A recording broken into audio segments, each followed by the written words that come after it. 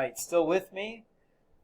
Let's go into part 3 and look at some objections, additional objections to Hardin's argument.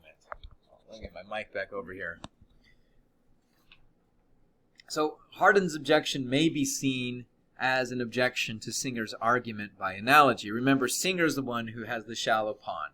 Singer says that walking past a child drowning in a shallow pond is morally wrong. And some might say that this is Hardin's attempt to rebuttal Singer's argument. In shallow pond, if you save the one child, this does not result in even more harm later.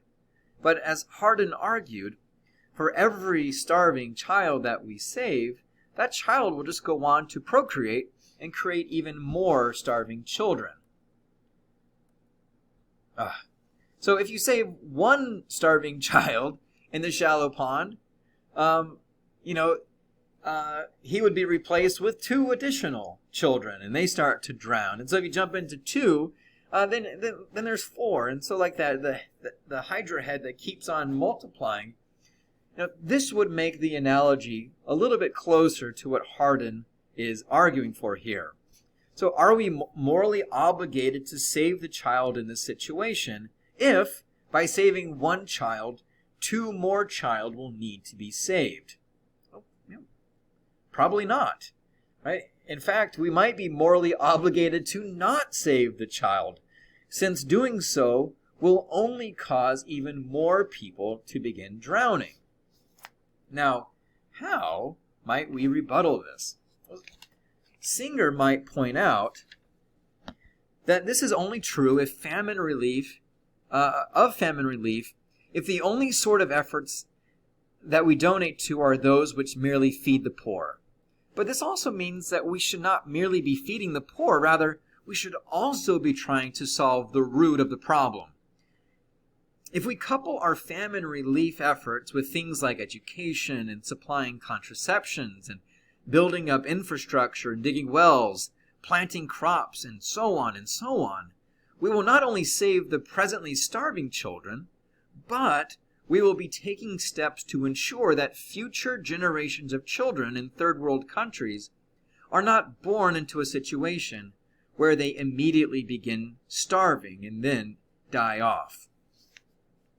Now, this is the end of the major objection. But I think it's interesting, if you care to stay with me, to consider some of Hardin's predictions and see if they actually came true. So remember, Hardin's predictions were from 1970. So this is clearly dated. So there are some bad things that came about. It is still true that the fertility rate of impoverished nations is more than double that of developed nations. So today it's about 4 to 5 births per woman in impoverished nations compared to about 2 in developed nations. It is also true that since the 1970s, the population has more than doubled, going from about 3.7 billion people to, we're getting closer to 8 billion people today.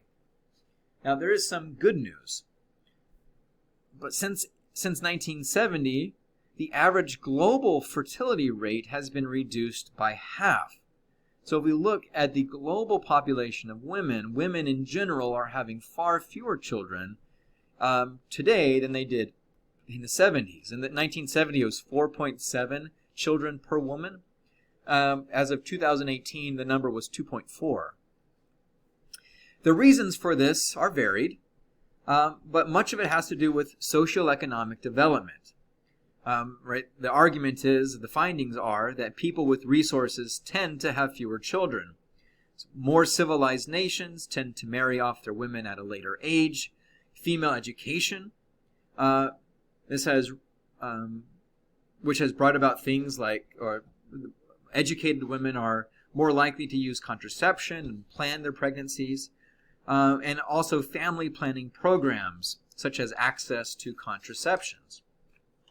Studies have shown that fertility rates in countries will decline when there is an increase in education, urbanization, and per capita wealth. So for instance, An increase in wealth causes a decrease in infant mortality, which eventually leads to people producing fewer children.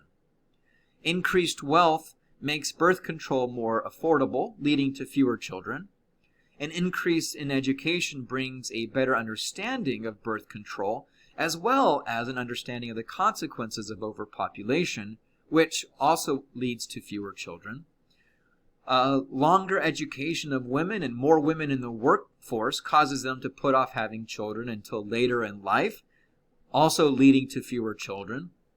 And infrastructure and wealth causes parents to no longer have children for the sole reason of having the children be the caregivers of parents in their old age, which also leads to fewer children. Now, we can also consider this concern. Will the poor deplete the world's resources? Arguably, it is not the poor who will exhaust the world's resources, but it is the rich who will. For instance, the richest 10% in the world, and this includes half of all Americans, produce 50% of the world's greenhouse gas emissions, while the poorest 50%, the 3.8 billion people or so, produce only 10%. Now, there's a potential worry here, but when we bring the poor up to the standards of the rich, they too will use just as much as we do. And this is currently true in places like India and China, which have seen an increase in their overall quality of life. Their GDP has increased rapidly over the past 30 years. Standard of living has increased, and we're seeing that that greenhouse gas emissions are also expanding very rapidly in those countries as they raise their standard of living. Currently, the United States uses 30% of the world's oil, but Americans represent only 5% of the global population. The average American citizen consumes 23 times more resources than the average citizen in India. So, now, will we run out of food? Probably not. We already produce enough food to feed 10 billion people, and the rate and efficiency of global food production is increasing.